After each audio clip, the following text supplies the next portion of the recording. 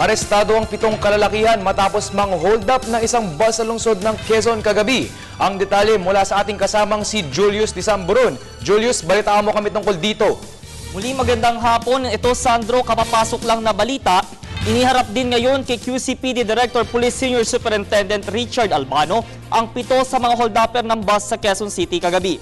Sa isang presko na ginanap dito sa bahagi ng EDSA Quezon Avenue, inanunsyo ni Director Albano ang pagkakaaresto at katatapos na inquest proceedings ng mga otoridad sa mga notorious na hold-upper. Ang ilan sa kanila ay nakatira sa bahagi ng Batasan, Quezon City at ang 2 rito ay may record na sa presinto simula noong 2012.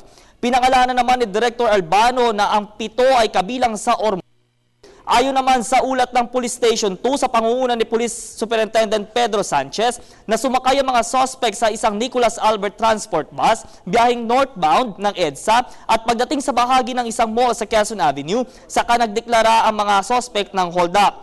Noong mga panahong iyon ay nagsagawa ng briefing si Superintendent Sanchez at nakita ang mga suspect na sumakay sa bus. Iniharap din sa mga media ngayon ang pagkaka-recover sa mga gamit ng mga biktima gaya ng mga mamahaling cellphone, camera at mga bladed weapons.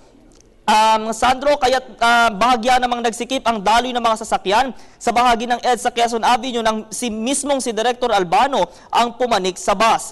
Binigyang parangal naman ni Director Albano ang bus driver na nakilala sa pangalang Ismael Sambuto at ang konduktor nito sa kanilang kooperasyon at pagsumbong sa nasabing insidente. Kaya yan muna ang aking mga ulat sa bahagi ng EDSA Quezon Avenue.